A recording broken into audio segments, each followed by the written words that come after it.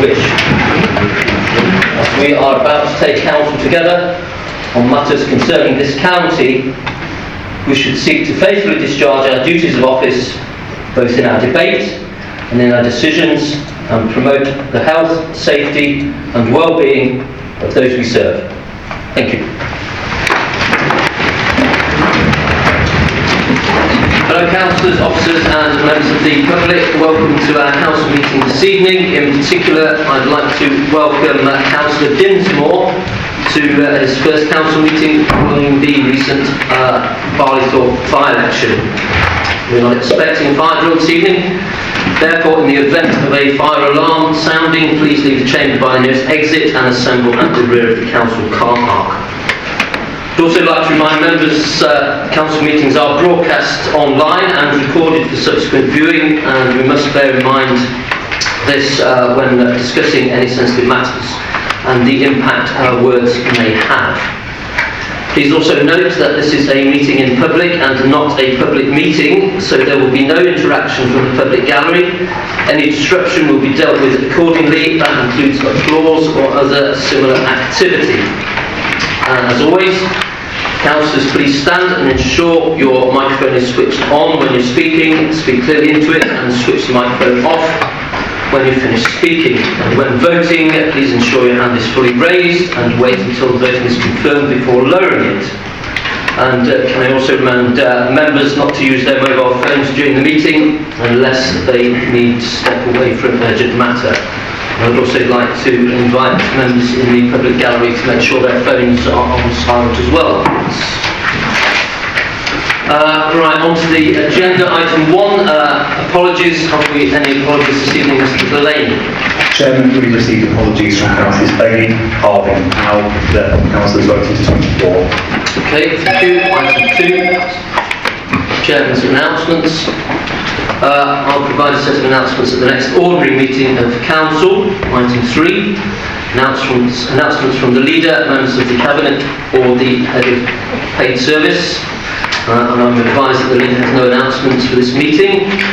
Item 4 is declarations of interest. Do we have any declarations of interest this evening?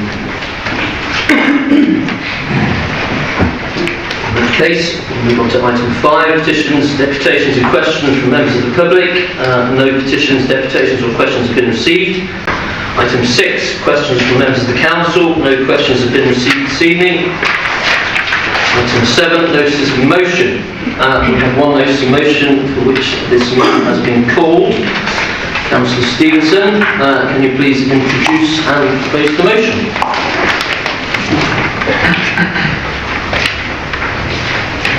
Thank you very much, Chair. It may seem strange to stand here proposing to remove the leader from office with a mere 7 out of 27 councillors publicly supporting this motion. The maths clearly does not work, but we stand a united minority determined to serve our residents and our county by using our constitutional rights to speak out. Council may feel we have pressed the red constitutional button unreasonably.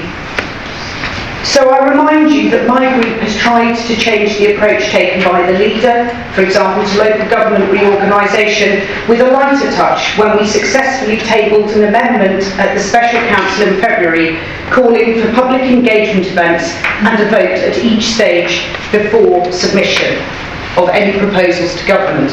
This did not happen prior to March's submission. In May 23, when the leader took office, she pledged to this council an administration that would be transparent to residents. It is not. If it was, there would be no surprises for residents, and yet there have been.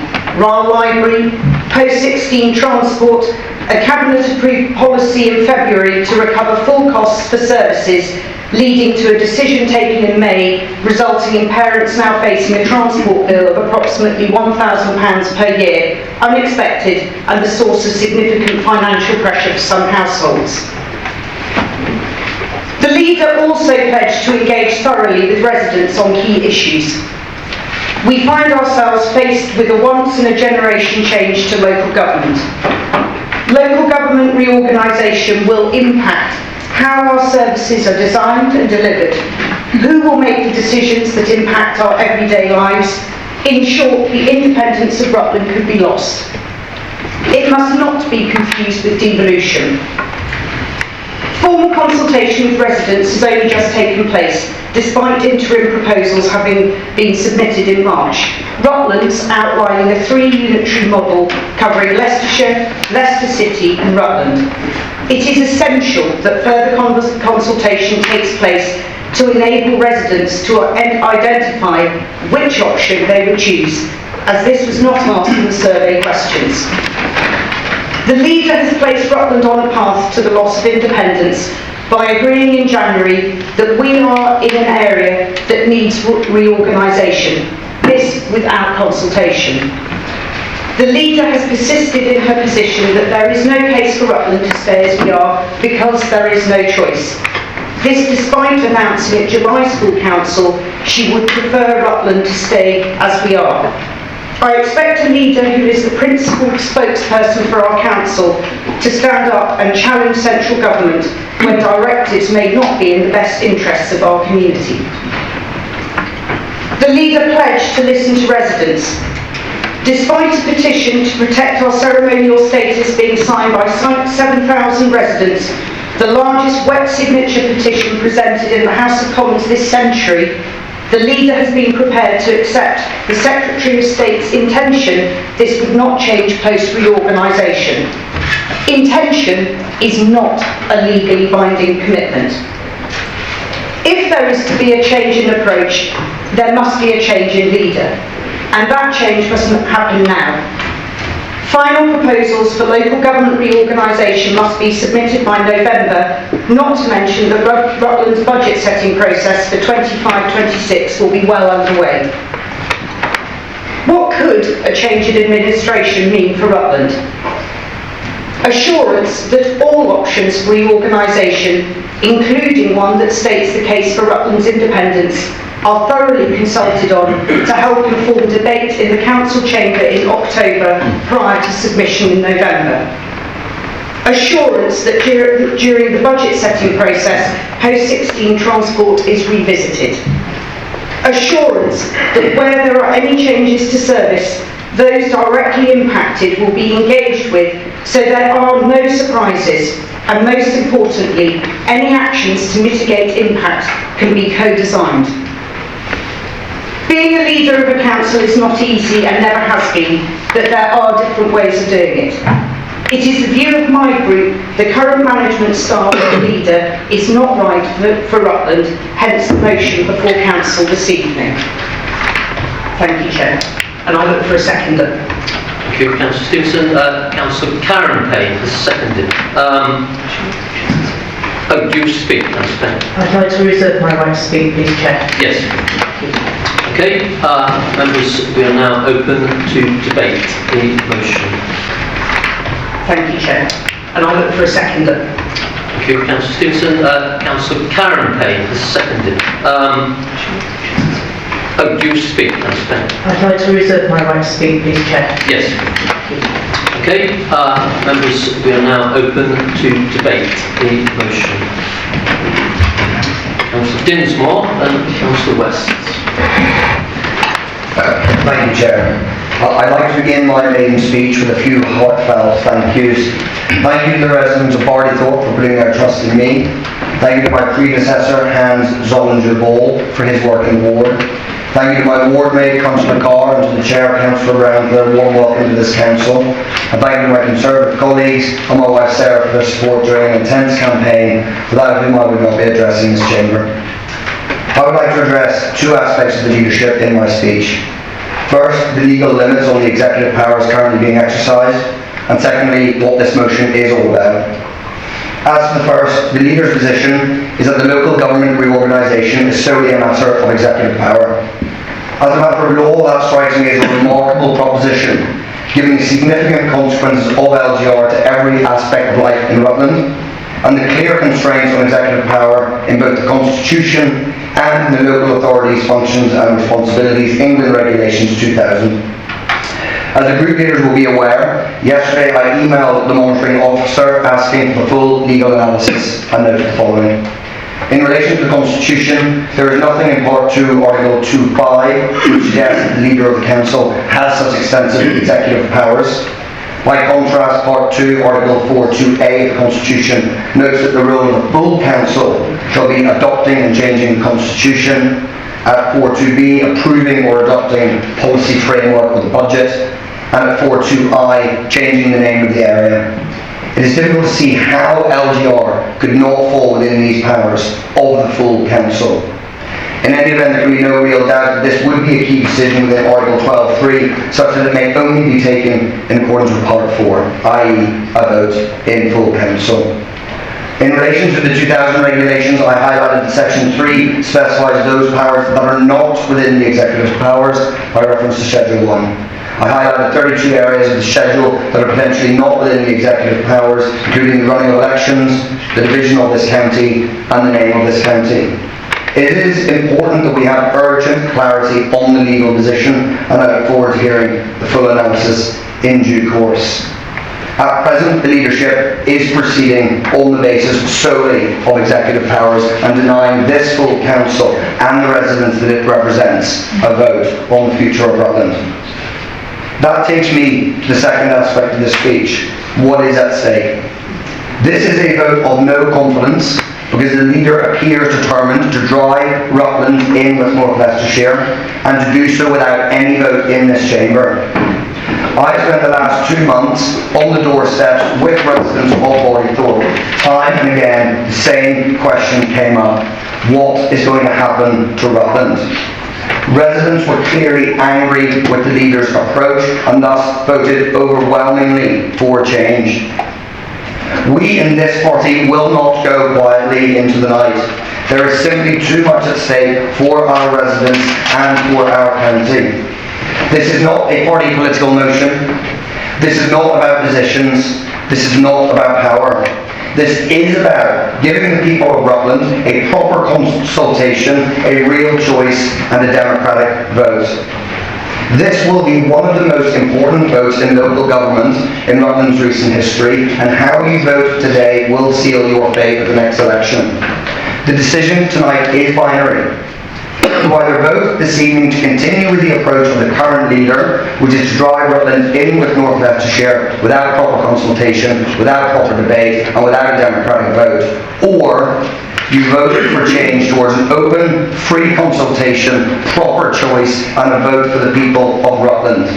Indeed, insofar as there is any ambiguity as to the legal limits of the executive's power, the obvious course is to have a free vote, and I ask you this question: why is the leader refusing to have a vote?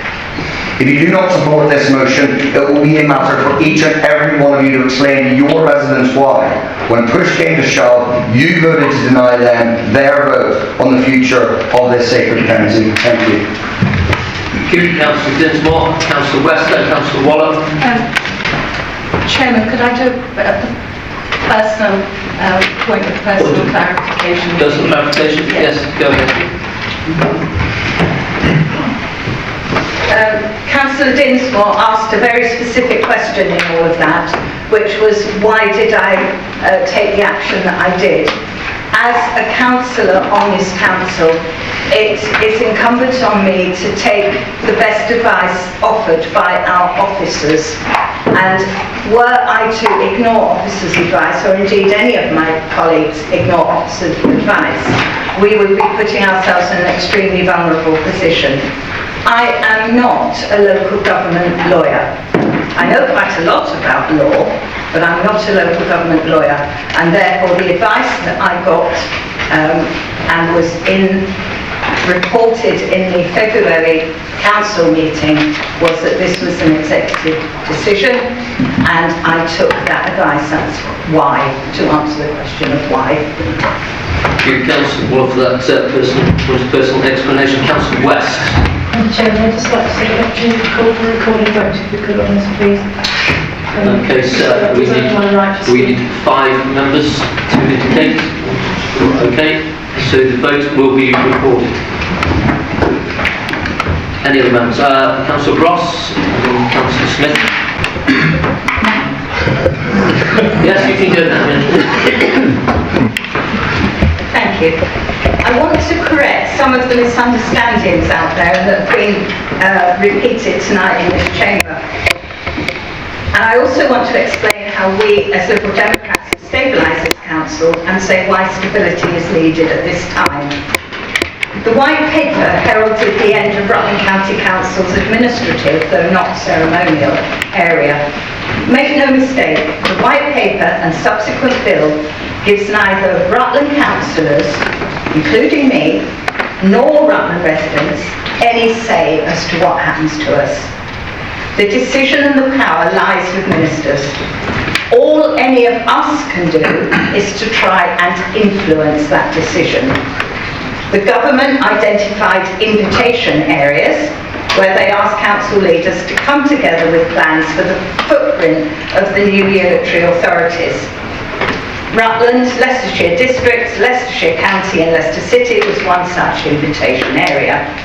Our choice was to cooperate within the invitation area or do nothing and simply let others determine our fate. Rutlanders do not want to be part of One Leicestershire, so my tactic was to push for reorganisation before settling the footprint for the mayoral combined authority of LLR. If we'd fast-tracked towards devolution, we would have been tied to reorganisation within Leicestershire and almost certainly been seen as an add-on to the county. It was to stop this fait accompli that I signed the letter of the 10th of January this year. The letter confirmed an in-principle agreement to a mayoral combined authority to link to local government reorganisation, i.e. mayoral authority wouldn't happen in advance of LGR. It was a tactic to give time to work up proposals for reorganisation that best suited Rutland. The letter did not commit Rutland to reorganising with the Leicestershire districts, contrary to statements of our MP and others. It merely committed us to working with them, and it didn't stop me working with other councils, and I did, and have continued to do so.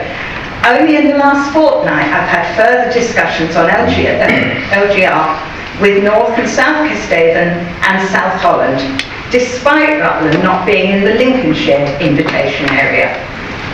Until initial submissions were made and we knew what options were on the table, there was nothing of substance to public engagement.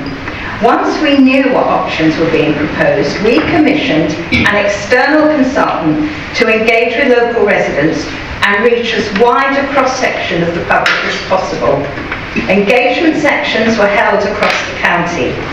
We also launched a survey, and the initial response I've seen, people are telling us which option they prefer in that.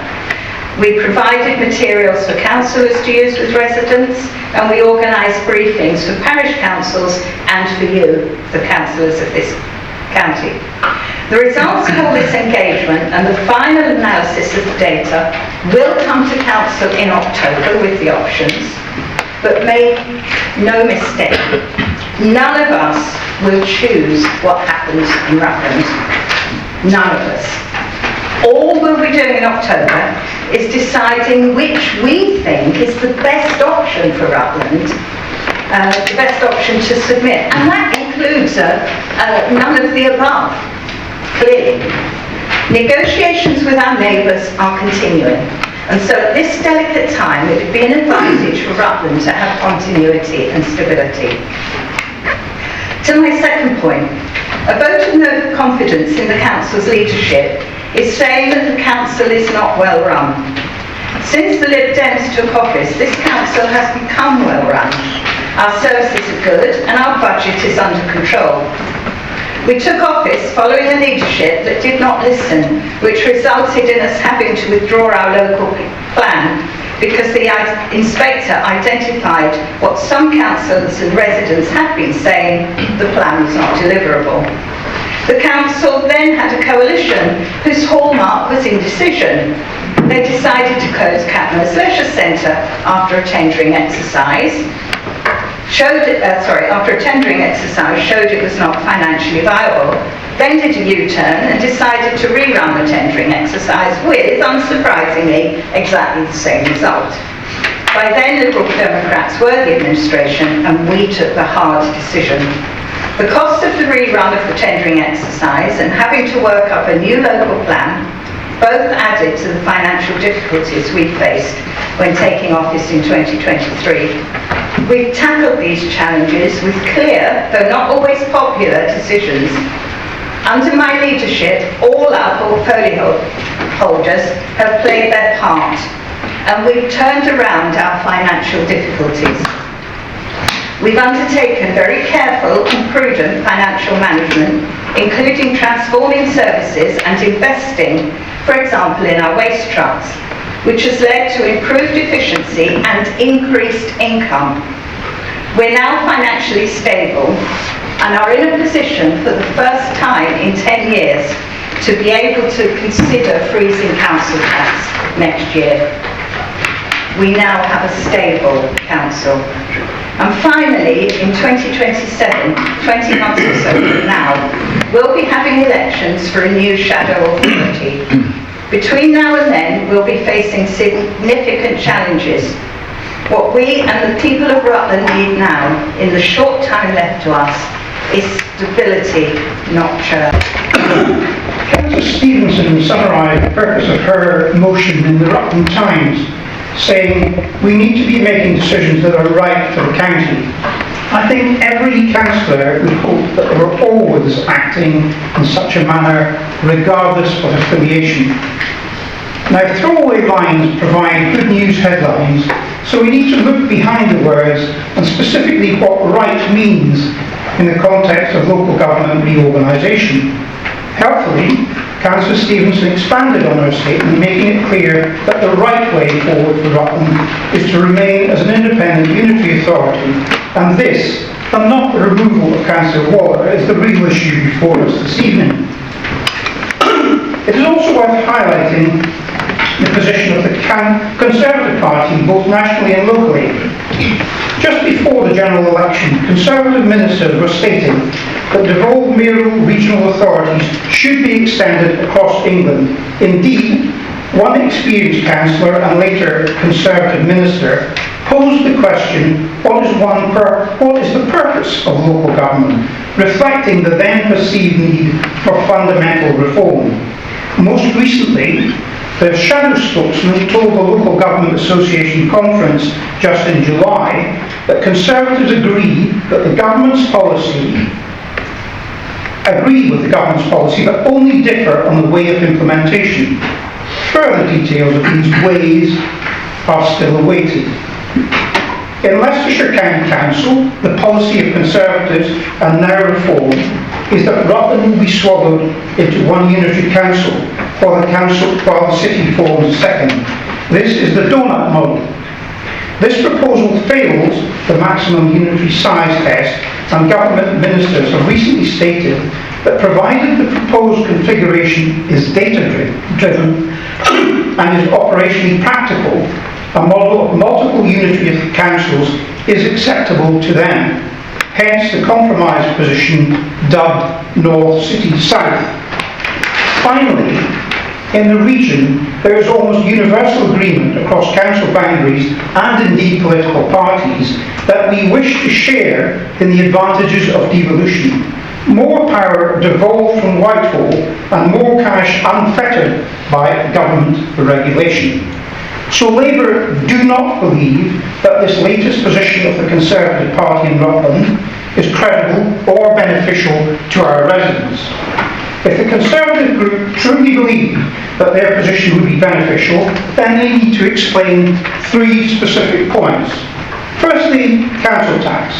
If we are part of any of the possible authority combinations, our council tax is likely to be less going forward because of scale. If we are not part of a larger group, how will we fund our increasing social care costs as our population ages, and what increase in council tax should residents expect? Secondly, Economic development funding will not be available to authorities not part of a mayoral strategic authority, so how will this be funded? And thirdly, government has required that the constituent part of LLR come forward with an agreed proposal for reorganisation at the end of November.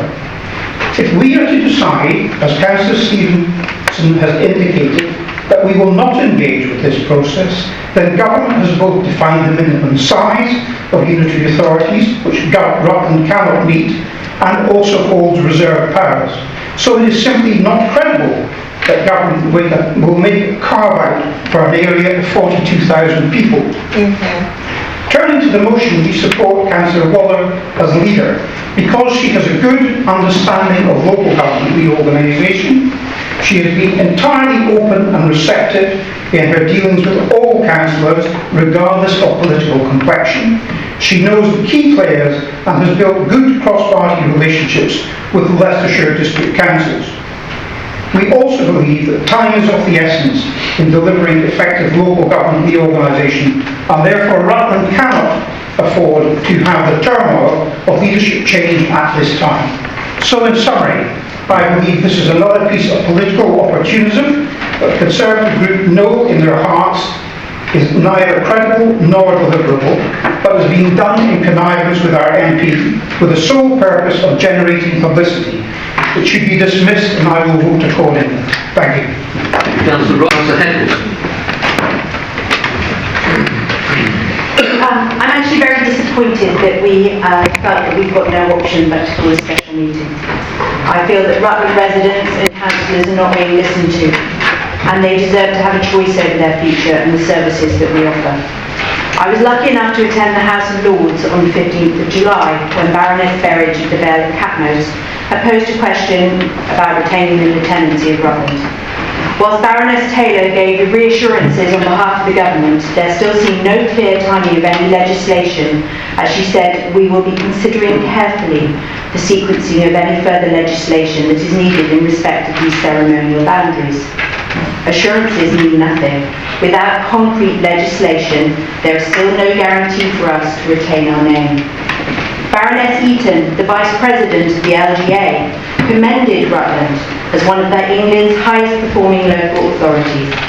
She went on to say, Rutland residents have always felt very close to their council and their elected members, and all decisions have been made locally.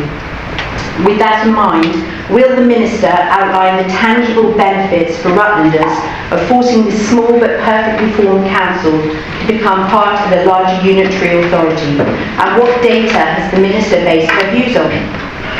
In her response on behalf of the government, Baroness Taylor said, first, no forcing is involved here. We put out an offer to submit proposals, and we have had proposals back. We've met all the councils in Leicestershire and Rutland, and separately the Mayor of Leicester. There is a very strong will in the county to work together. The problem is that they have only been working with the leader of this council, and who on the 10th of January wrote to the government welcoming LGR and devolution. The letter Councillor Waller sent states, unanimous in principle agreement to a mayoral authority linked to the government reorganisation, and therefore pathway 2 is our preferred option. LGR needed to unlock devolution. This letter was sent by the leader of Rutland County Council without full council's knowledge. This letter, in effect, expresses the wish to abolish Rutland. Our current position on LGR and the leader's stance is that her decision alone, under executive powers to put forward recommendations for Rutland, is undemocratic, which is why we put forward a motion for a vote at full council. Interestingly, neither Leicestershire County Council nor Lincolnshire County Council have submitted proposals including Rutland. Indeed, I've been told that the leader has had no interaction with Lincolnshire County Council at all, unless of course she's done something recently. The district councils have submitted proposals which include Rutland. However, why hasn't Rutland submitted its own proposals? The leader told me it was because Rutland hadn't been invited to. However, the soon-to-be-abolished district council submitted proposals. We must put forward our own proposals rather than piggyback on one alone. It is only a few months until proposals must be delivered, and we must give Rutland credible choices. Leicestershire think reorganisation will save them 30 million every year by abolishing the district councils. Leicestershire is allegedly 209 million in debt. Unfortunately, Lincolnshire Council's debt stood at 469 million in April. Would this debt be shared with us here in Rutland? Within Leicestershire, there is a disagreement between the district and county council on what would work for Leicestershire. Only this week there was a protest about the city expansion, and at a special meeting on Wednesday, members of Leicestershire County Council voted to oppose the city expansion. In conclusion, like Baroness Eaton, I'm struggling to find any tangible benefit any reorganisation will bring Rutland, nor do I feel that all our options have been fully and transparently explored and exhausted. We absolutely must prioritise our residents and give them a choice of options. We should be working with other councils to put forward a balanced proposal along with the North Leicestershire proposal, and of course the third option, to retain our status quo. I remind you, the government white paper makes it clear devolution is for unitary authorities where there is evidence of failure or where their size or boundaries may be hindering their ability to deliver sustainable and high quality public services. Rutland does not fit into this category. We are well run and we deliver. We have called this vote of no confidence as we believe in democracy. Those residents who fought for our independence, which we regained in 1997, will be horrified by the idea of throwing this away or by one person's wish expressed in the letter on the 10th of January. I've actually written to Baroness Taylor with the view from Exton, but at this time I haven't had a response. Thank you. Thank you, Councillor. Other members, Councillor Smith, then Councillor Clifton. Thank you, Chair. This motion is about the competence of Councillor Waller. It's also about the administration she leads. Along with Councillor Waller, I am the ward member for Normanton, and we necessarily work closely together. We obviously discuss issues of the ward, but also about the county of Rutland. And I don't know anybody who works as hard for Rutland as Councillor Waller. Unfortunately, speakers for the motion seem to be fixated on local government reorganisation. It is obviously very important. But Councillor Waller has tried to make or to ensure that services in Rutland are as good as they can be. And yes, she has worked very hard on local government reorganisation negotiations so that Rutland is in the most advantageous position it can be when LRG takes place. However, I want to emphasise that she has worked with us as a team and the officers for the services of Rutland to be excellent. I am the portfolio holder for Children's Services, and Councillor Waller in our one-to-one meetings and in group discussions has helped me with my work with the officers to ensure that our policies really do achieve results. I want to highlight some of the achievements and the ongoing programmes of Children's Services that require continuity, stability and ongoing decision making. We've had the Ascend Alternative Provision programme going on since 2023. It came to an end in March 25, but we've now continued it with a programme called Building Better Belonging. And I could say more about these programmes, but just to say that these programmes support our core values, supporting the vulnerable in our community, particularly children who have needs, and particularly those with SEND. It's also about reducing costs, the burden of the dedicated schools grant override that we have. Other programmes that are ongoing are the Families First programme and Invest Start in Life programme. These work together again to improve the quality of our services to children and to be as good as they can. They will need to be ongoing development. I want to highlight one particular programme, and that is the Children's Placement Programme. That is the residential therapy centre that we proposed and was accepted by the council in March 25. It required a lot of discussion. It was going to cost £1.5 million, of which nearly £1 million of that was going to be a capital investment. It's an invest to save programme, but even so, it's a difficult decision. I'm pleased to say it's progressing well, particularly so as we've heard recently that the grant was applied before at the start of the process. We've been awarded of £708,000, so we've got a long way to help that programme continue. Coming into the administration, I soon realised that difficult decisions were needed to be made. These decisions can be political or the right one. I think we've made the right ones, sometimes to our detriment. The other realisation was that the need for continuity, for stability, for decisions to be made. In 22 months, a new administration will be in place. Our services need to be as good as they possibly can be.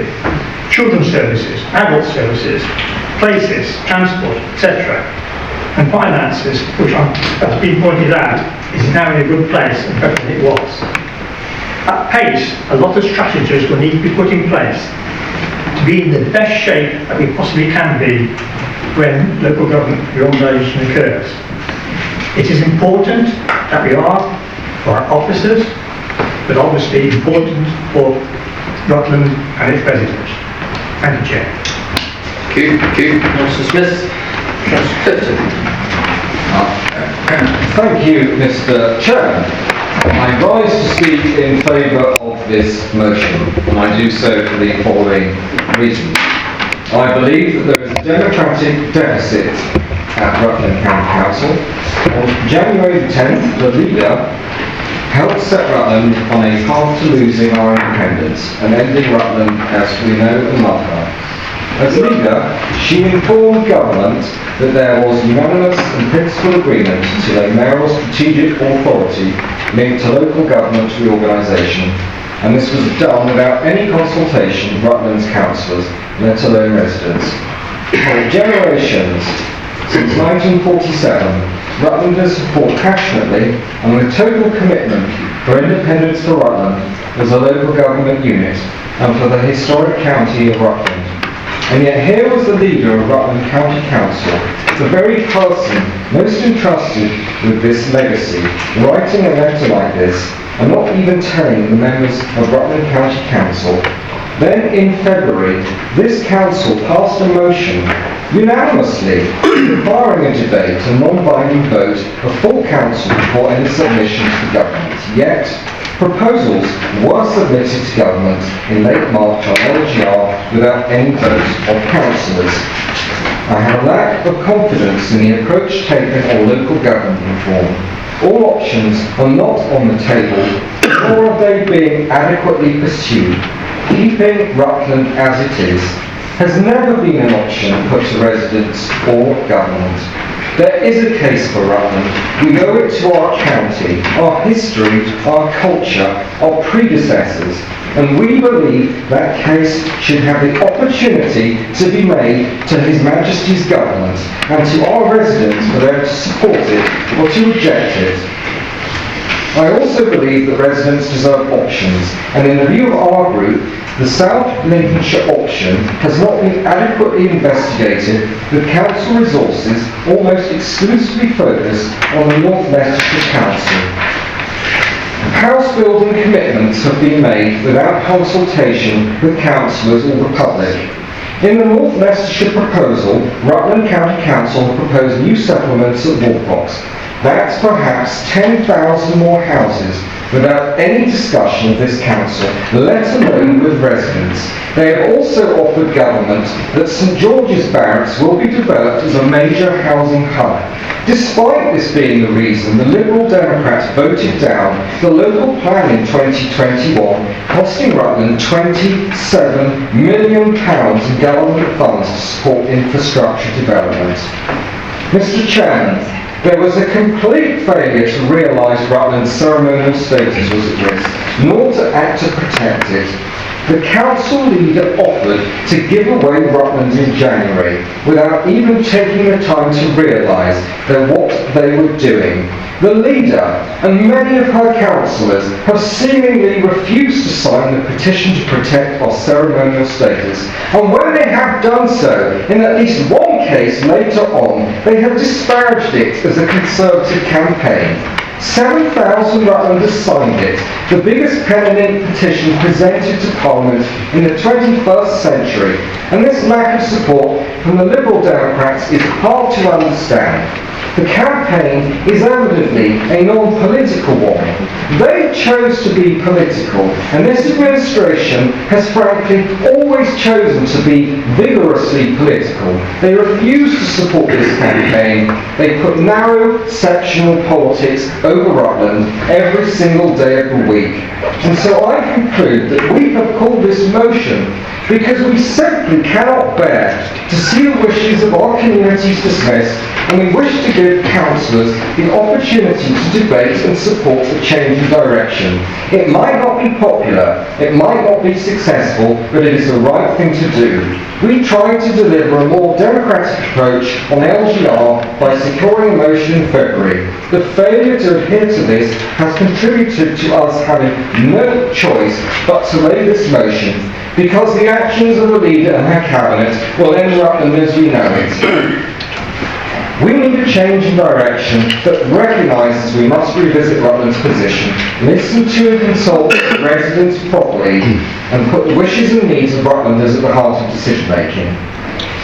We might not win, we won't win, but I feel it is correct, and I ask you to please support this motion. Thank you. The members. So, Councillor McBride. Thank you, Chair. I understand that my Conservative colleagues on this council wish to maintain the historic traditions of Rutland as they see them. This is headlined by a clarion call to preserve the county's independence as represented by its current unitary authority status. That's a perfectly reasonable aim. I have no problem with them pursuing that aim, but I do wish to make a few points about it. The first point is very simple. We were all elected, I'm sure we will all agree, to do the best that we can for Rutland and for its people. So we must recognise the facts of our situation as a small county. Failure to do so would be utter folly. A bunch of latter-day Don Quixotes tilting at Westminster windows. Rutland's status as a ceremonial county is not and never has been under threat. I believe that's a fact. But what we might call its independence exists now in only the most narrow and limited of forms. Just suppose we were somehow to retain that. Then over the next few years, our ageing demographic will bring an ever-increasing burden of social care costs. Another fact. Meanwhile, our shrinking economy means many residents will struggle to pay their exorbitant council tax from their pitifully low wages. Another fact. The truth is, Rutland today works for the wealthy. It doesn't work for those ordinary folk who have to worry about their grocery bills or the cost of heating their expensively mortgaged homes. We desperately need economic development, and this means being part of something bigger. Now consider a fact about traditions. There's more than one tradition at play here. We live in a parliamentary democracy where we are not the legislators.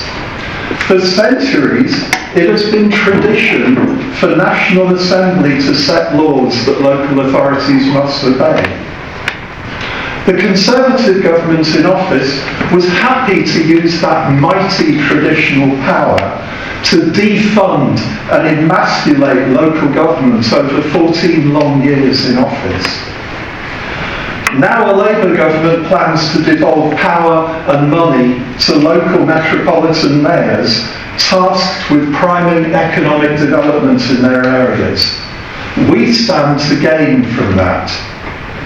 But if we don't engage positively, if we don't actively seek to negotiate the best solution we can, then a solution will surely be imposed upon us. It will then be too late to complain if the outcome is not to our liking. For the sake of all residents of Rutland, we must not be frozen out of that devolved settlement. Finally, I recognise that some fellow councillors, perhaps many, are concerned about the effectiveness of RCC's engagement so far with residents on this important subject.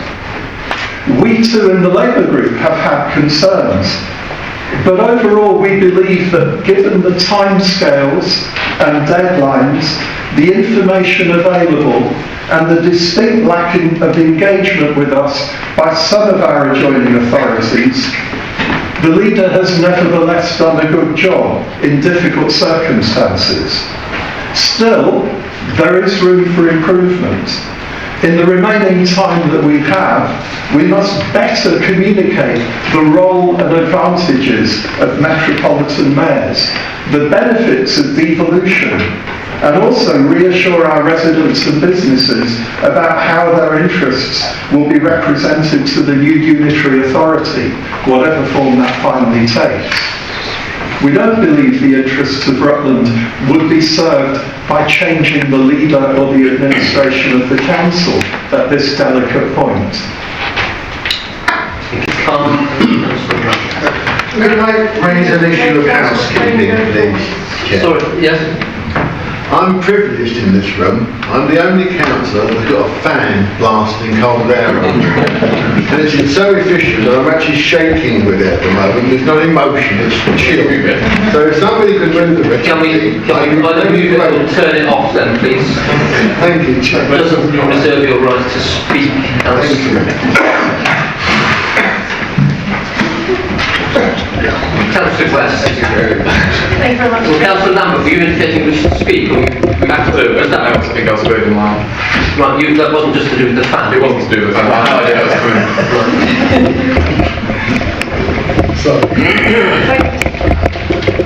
Thank you, Mr. Chairman.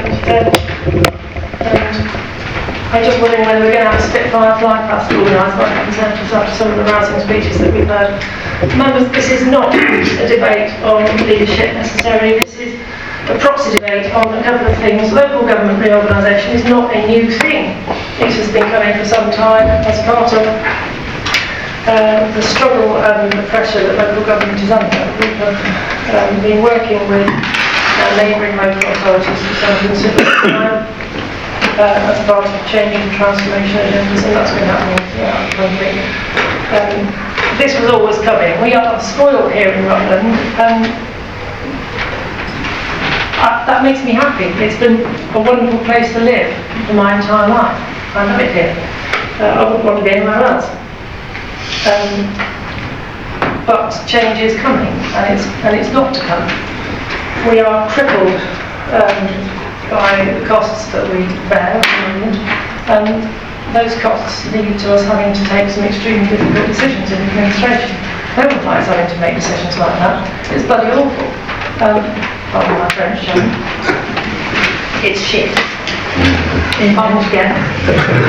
I'm not sure that language is appropriate. These decisions are deeply unpopular, and they make administrations unpopular. We are always unpopular in government, whichever side of the bench we sit on. This vote is about local government reorganisation and how we interpret it, and it's also about financial management of this authority. Financial management, which I believe has been extremely sound under our administration. Choices between that sound financial management under us or buy now and pay later under the Conservatives. We do not need to come back to indecision in leadership. We need capable leaders who are capable of taking extremely difficult decisions. The local government reorganisation, I don't know what to say about it. I don't know how many times we have to say this. The decision is not ours. We are looking at Leicestershire models, we're looking at Lincolnshire models. And I'm pleased that the leaders clarified this for us this evening. But there seems to be some sort of misconception on the east of the county that if we join in with Leicestershire, there is going to be a kind of a wall built between Ryle and Stamford. And that just isn't going to be the case. If you're in Ryle or in the east of the county, you will still be able to access services in Stamford. You'll still be able to do your shopping in Stamford, go to the doctors or dentists in Stamford. That won't change. What we have to think about is legacy. We have 20 months left as an authority as we are. And for me, this is a deeply undignified way, having a vote such as this, of spending or creating part of that legacy. The legacy is not going to be a Liberal Democrat legacy. It's going to be Rutland's legacy. It's not going to be a Conservative legacy. It will just be seen in many years' time as how Rutland saw its future and how Rutland wanted to go forward. It won't be affiliated with party politics, I hope, and I'd like that to continue. So I shan't be supporting the motion. Thank you, Chair. Thank you, Councillor West, Councillor Khan, Councillor Can I raise an issue of housekeeping, please, Chair? Sorry, yes? I'm privileged in this room. I'm the only councillor that's got a fan blasting cold air on. And it's so efficient that I'm actually shaking with it at the moment. It's not emotion, it's chill. So if somebody could move the Can we either move it or turn it off then, please? Thank you, Chair. It doesn't reserve your right to speak, Councillor. Councillor West. Thank you very much. Well, Councillor Lambert, were you indicating you wish to speak? Or I think I was voting in line. Right, that wasn't just to do with the fan. It wasn't to do with the fan. I had no idea that was coming.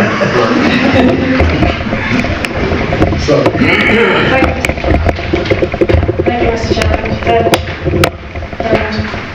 I'm just wondering whether we're going to have a Spitfire fly past organised by the Conservatives after some of the rousing speeches that we've heard. Members, this is not a debate on leadership necessarily. This is a proxy debate on a couple of things. Local government reorganisation is not a new thing.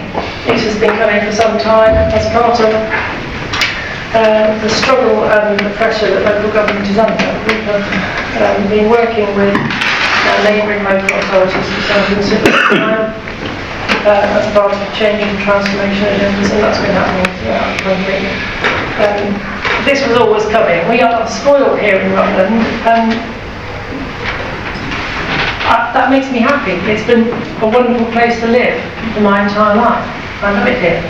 I wouldn't want to be anywhere else. But change is coming, and it's not to come. We are crippled by the costs that we bear at the moment, and those costs lead to us having to take some extremely difficult decisions in administration. No one likes having to make decisions like that. It's bloody awful. Pardon my French, John. It's shit. I'm again. I'm not sure that language is appropriate. These decisions are deeply unpopular, and they make administrations unpopular. We are always unpopular in government, whichever side of the bench we sit on. This vote is about local government reorganisation and how we interpret it, and it's also about financial management of this authority. Financial management, which I believe has been extremely sound under our administration. The choices between that sound financial management under us or buy now and pay later under the Conservatives. We do not need to come back to indecision in leadership. We need capable leaders who are capable of taking extremely difficult decisions.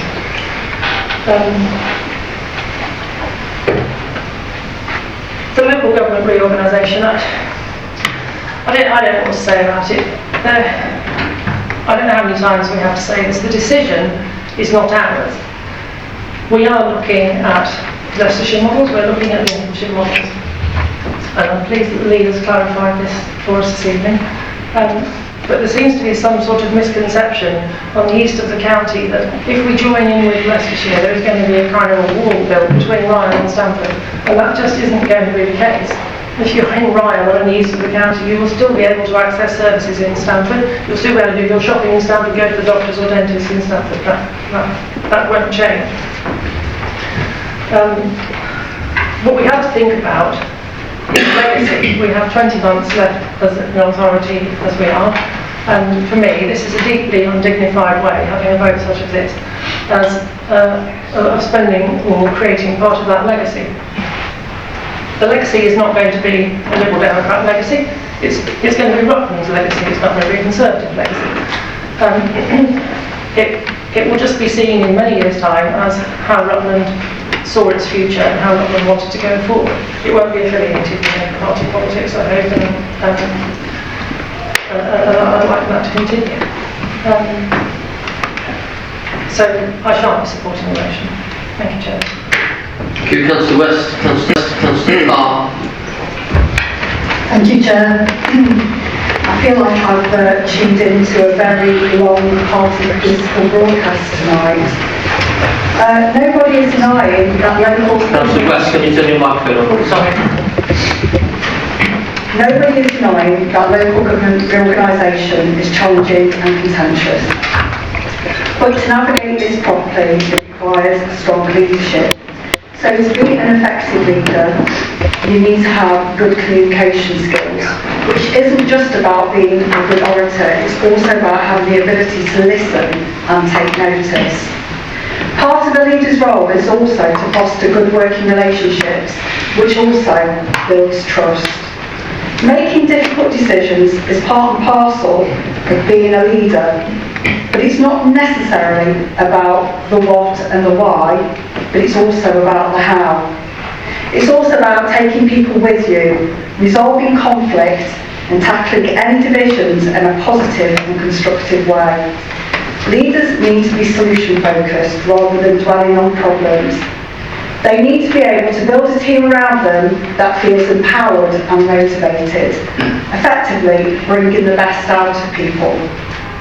A leader should also be self-aware and understand how their behaviours, values and beliefs impact on others. Sometimes it's better to agree to disagree rather than seek to win the argument. A leader should also have the ability to admit when they are wrong and learn from mistakes. After all, nobody is perfect. Since being elected in 2023, I've always advocated for things to be done with people, not to people, and how by having this approach can help to win hearts and minds. So to conclude, a leader should be selected on their ability, so my vote tonight will be based on that alone. It's neither personal nor political. I also feel very strongly about the right people being in the right roles, regardless of political affiliation. Thank you, Chair. Councillor Lambert. Thank you, Chairman. It is deeply disappointing to be here tonight having to make a speech on this particular subject and so many other urgent and serious issues face our county. It's clear to me that this motion to remove our leader is not about governance, it's about personal grievance. It's like an act of political theatre, game playing to perceived political gains, more so than anything in the public, and worse than anything at the public's expense. And the cost of this is far more serious than simply financial. It's damaged public trust, wasted officer time, and a weakened ability to move forward as a united council, all at such a crucial period in our county's history. Right now, I think we would all agree that what we need is stability, that as this council navigates the unexpected challenge of LGR. However, instead of seeking to move forward towards this, we are now debating a motion that seeks to divide us, and to subject this council to the time-consuming and resource-intensive period of upheaval that comes with a change in administration. As far as I can tell, there are no practical benefits of seeking to subject our council to this change right now. There perhaps could have been merit in using the increased influence of the opposition's recently expanded group to demand extra scrutiny and to hold the leader more accountable. They could have used their significant public profile to pressure the administration or to ask further questions from the leader in the public side. They could have demanded new discussions around how the administration is handling OGR and insisted on even more cross-party cooperation before leading us to this point. In short, they could easily have sought to demand all the things they claim to want without insisting on changing the council's leadership. But instead they left the first possible opportunity to inflict chaos and uncertainty, all while dressing it up as some form of localised Rutland patriotism. Oh, skipping my speech up now. Sadly, we all know that the government has made it clear. Local reorganisation is coming. Rutland must submit a plan by November, and if we fail to engage, government can and will impose a law without our consent. With a population of just over 42,000, which is way below the 500,000 minimum demanded by government, it is not credible to believe that Rutland will be left untouched, and wasting time making demands to the government or making empty promises to the public will only leave us more vulnerable. We must be at the table negotiating in the best interest of Rutland, not stood on the outside shouting for things we've clearly been told that we can't have, as much as we may want them. This process has left Councillor Waller leading our council as we navigate one of the most challenging transitions in our history. It is not a process that anyone else has to handle in recent times. It is not a task that many of us will envy. Balancing our intense shared sense of pride in our independent county with the need to negotiate sensibly to secure a prosperous future for us all is a near impossible challenge to complete without causing some understandable frustrations. But I know that most residents see through the noise that the opposition have been seeking to generate throughout this period. I know that many residents have been grateful for Councillor Waller's thoughtful and effective leadership, never shying away from difficult decisions when they need to be made. But now we face the decision of who will lead this council as we move ahead of this process. And I'll return to my original point. What we need now is stability. There are many councillors in this group who have far more experience and far more intelligence than I do, so it's quite possible that I'm missing something. But I simply cannot see how a full change of administration and all the turmoil, training and change that comes with it, at this time the British Council is already working at full pace to navigate LGR on a very tight timescale, can possibly be in this council's best interest. We cannot let party politics cloud our judgment during this period. We must move forward as one council, maintaining stability and unity, with careful scrutiny and increased close cooperation. I hope that many colleagues across this chamber will join me tonight in rejecting this motion to stand up for Rutland by doing just that. Thank you, Councillor Lambert, Councillor Wilby, then Councillor Mark Chatfield. Thank you, Councillor Lambert, Councillor Wilby, then Councillor Mark Chatfield. Thank you, Chair. First of all, may I congratulate Councillor Dinsmore on an excellent arrival in our council.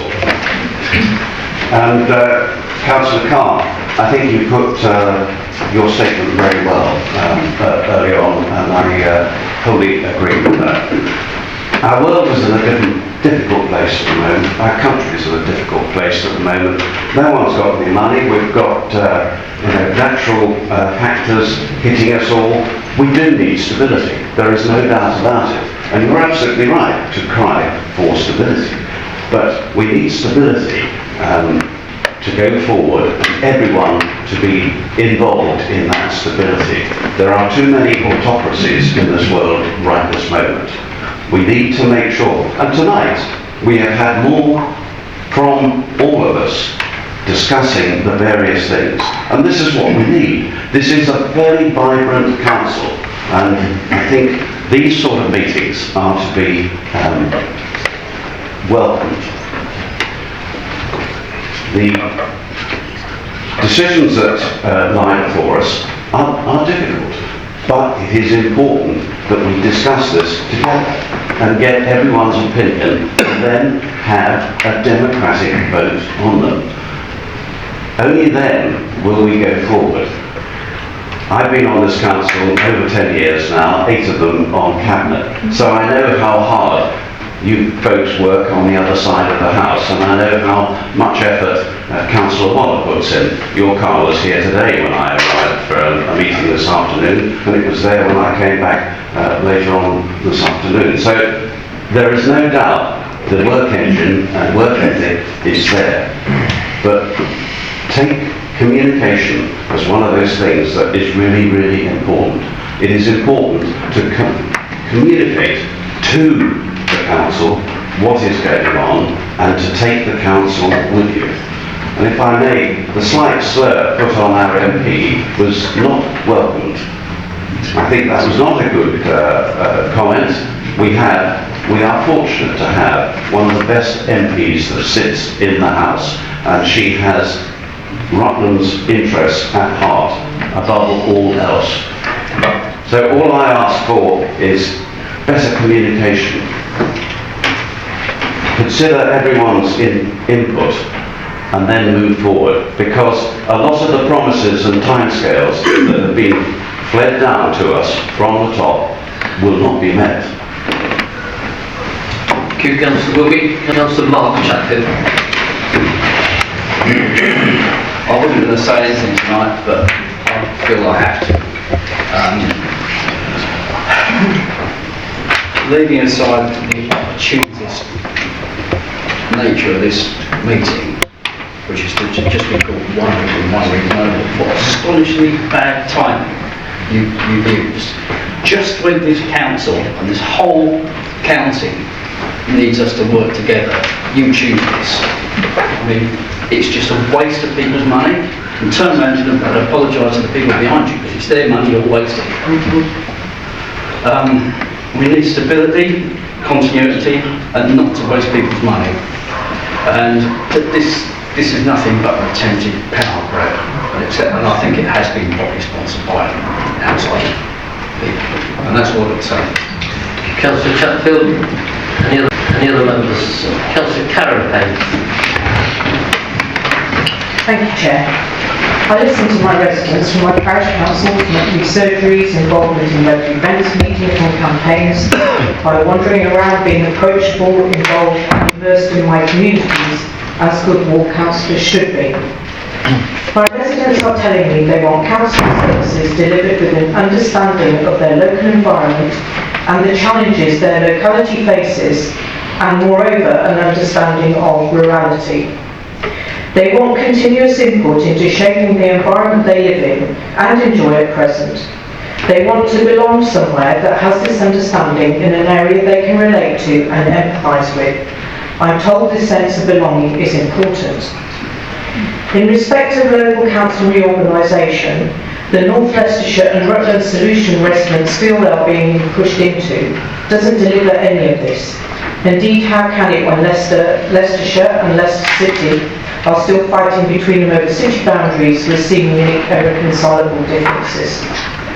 Residents in my area of the county were deeply unhappy with the online consultation issue that presented only the North Leicestershire and Rutland options commented upon, and only a free format text box which allowed them to deliver their thoughts on other solutions.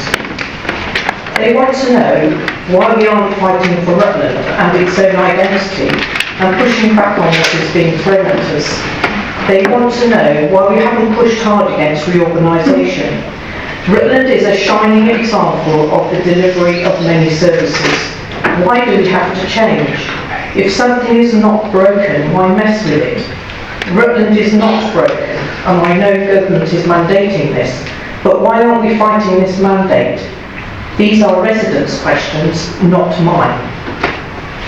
Residents also want to know why we aren't pushing harder on the door of North and South Kesteven. We have an empathy with this area. Many in the county already receive services from this direction.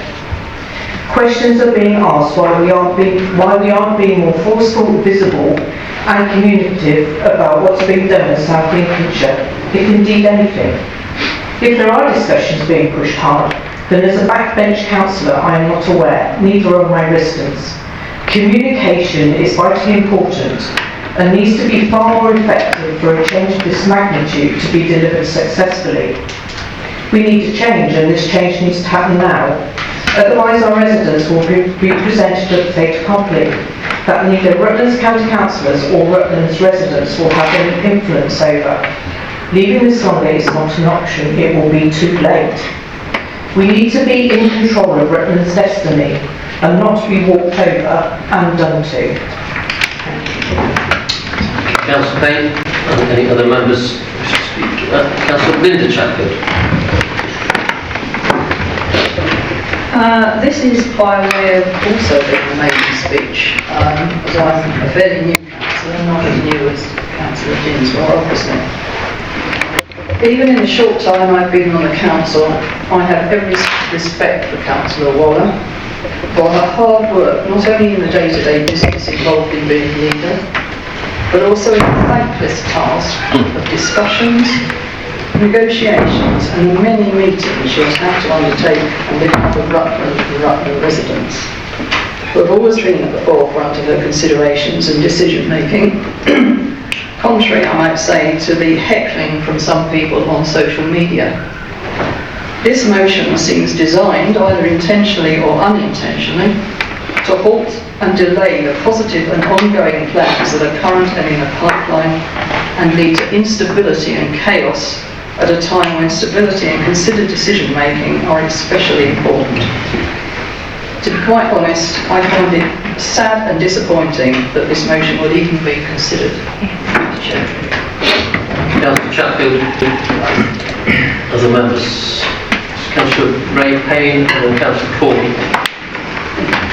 Thank you, Chair. I think I've warmed up enough to speak. I'll be brief, which I'm sure those people who serve on committees will find them brief.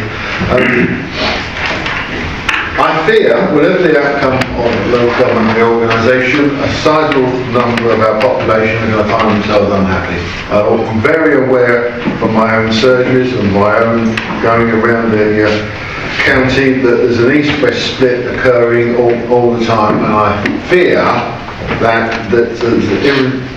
cannot see how those can necessarily be brought together. Some people to the west favour the Leicestershire option, some people to the east favour the Lincolnshire option, and they're pretty irreconcilable, it seems to me. So it's going to take more than a Solomon, I think, to come to put us together. The second point is that we as a council should be debating things. I absolutely agree with Councillor Wilby. We should be talking about things. I want to raise some things, might get me told shut up. But today we all learnt that 8 children in Rutland had to have their teeth extracted in the LRI because of the appalling lack of national health dental care here in the county. Now some of us have been pushing this hard, and I would say if we want to use our time valuably and do something for the people of Rutland and the children of Rutland, instead of discussing leadership styles and geographical boundaries, we ought to be working hard as a council to try and get a better deal for our children here and give Councillor Ellison and her people more strength to fight that cause against the bureaucracy that is a National Health Service. Thank you. Councillor Payne, Councillor Corby. Usually I'll come with a bit of script, not tonight. First of all, leadership. It's absolute deadly silence when things are going well. When things aren't going well, there's a lot of noise. Tonight we're here to talk about the confidence vote with regard to our leading. In my head, first question is what is the plan? And I say to my colleagues on the left-hand side here, I have issues with the leader. In my ward on the east of the county, we have real concerns about local government reorganisation. We have real concerns about the recent issue with regard to the library. We've got the communication, the messaging. It was actually divisive in many ways. It caused an awful lot of problems. In fairness, my inbox is not inundated with people concerned about whether it's local government reorganisation, whether we stay with Rutland or not. They're more concerned about their daily jobs, their council tax, and getting the roads sorted out. Essendon, we have been months trying to get speeding issues sorted out. So these are the day-to-day issues that are important, I think, to our residents.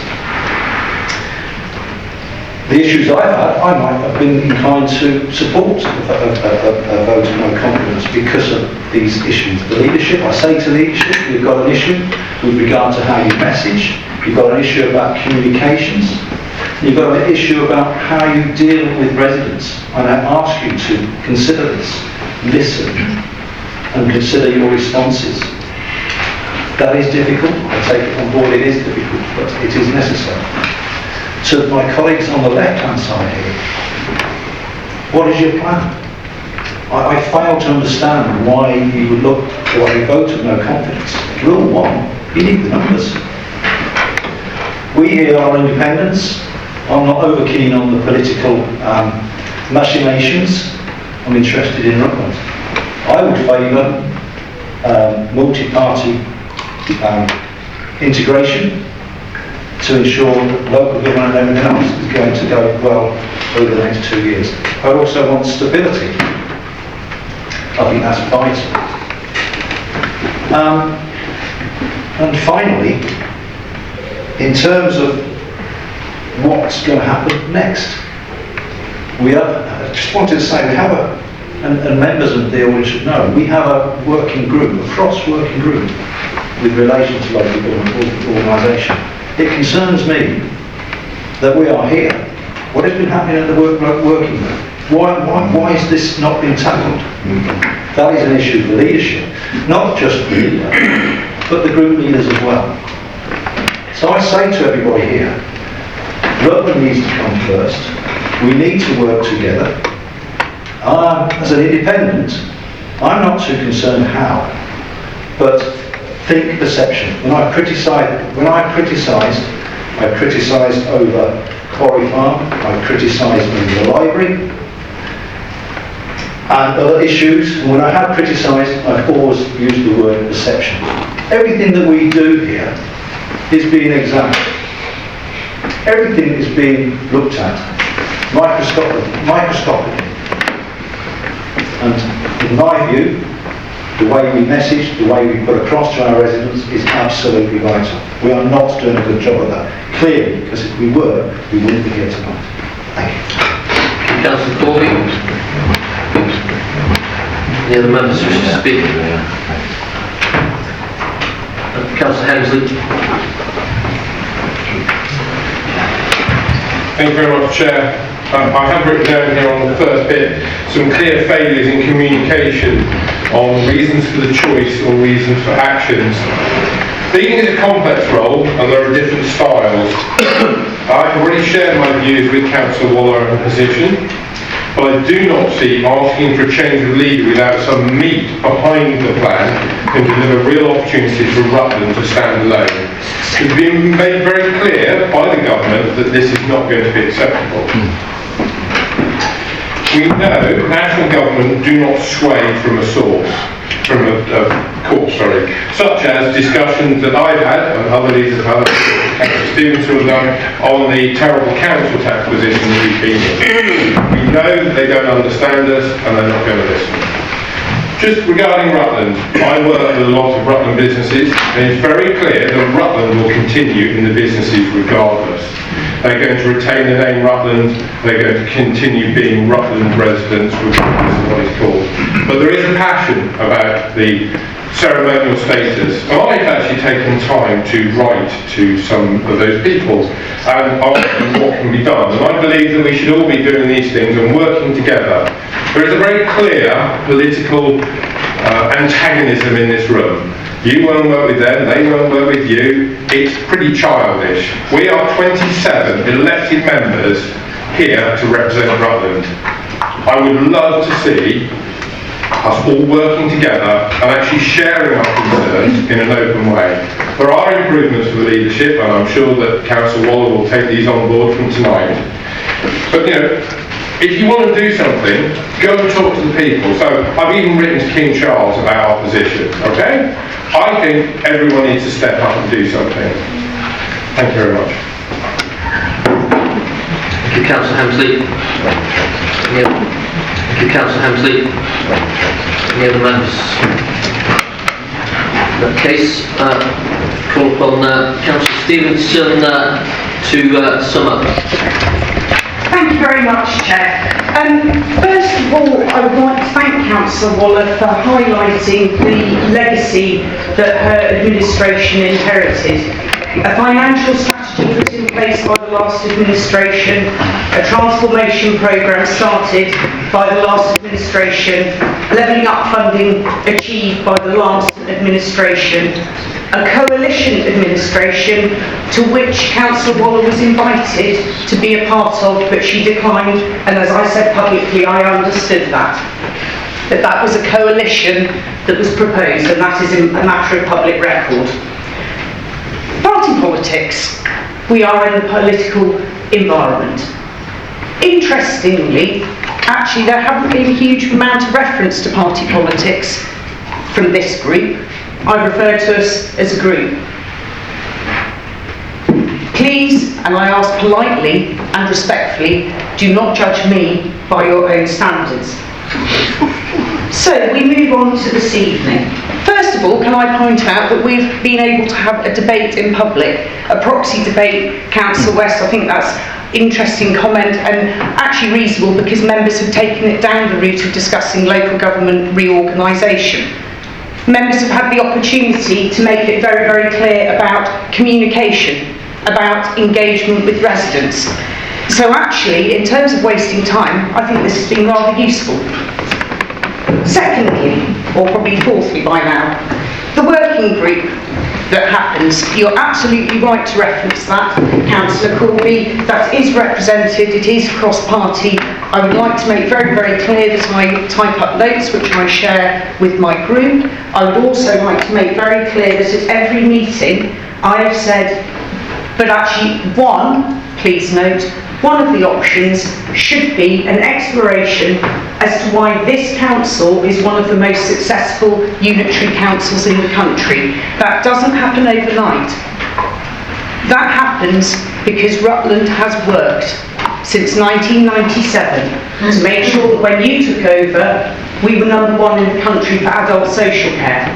I've asked in this chamber in previous meetings, why is that? Is that because we are in fact small? Multum in parvo. To the matter in hand though, I'm not going to get dragged into party politics or anything like that.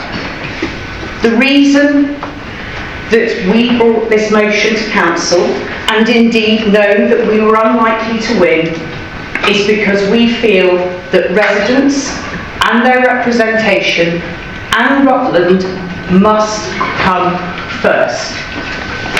I have been dismissed in working groups very politely, and I understand why, Councillor Waller, you are in an unenviable position.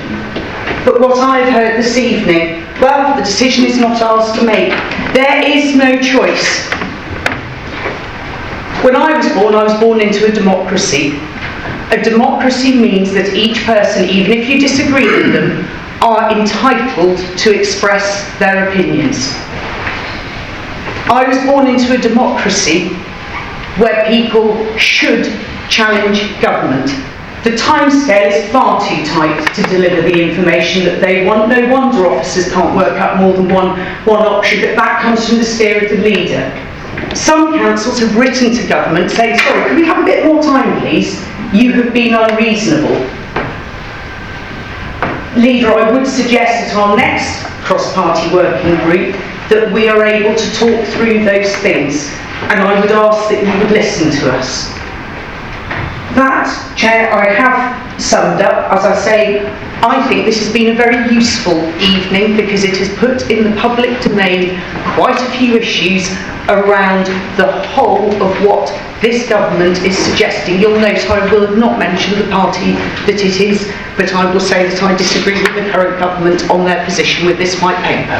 Thank you, Chair. Thank you, Councillor Stevenson. The motion is that Council resolve to remove the leader from office as set out in Part 2, Article 2.4b of the Constitution. All those in favour, please raise your hands. It's a recorded vote. Oh, sorry, yes, a recorded vote. So we still raise our hands? Yes. Yes. All those in favour, please raise your hands.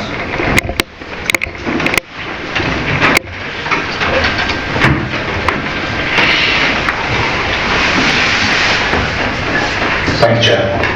All those against?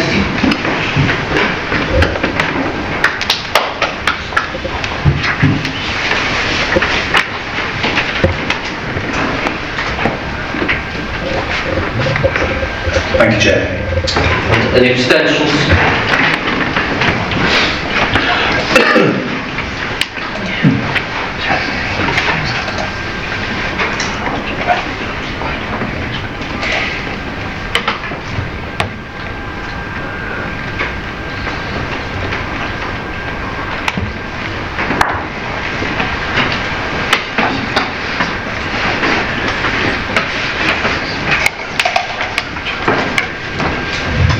Chairman, the following members voted in favour of the motion: Councillor Stevenson, Clifton, Dinsmore, Karen Payne, Farina, Wilby, Heckles and Carr.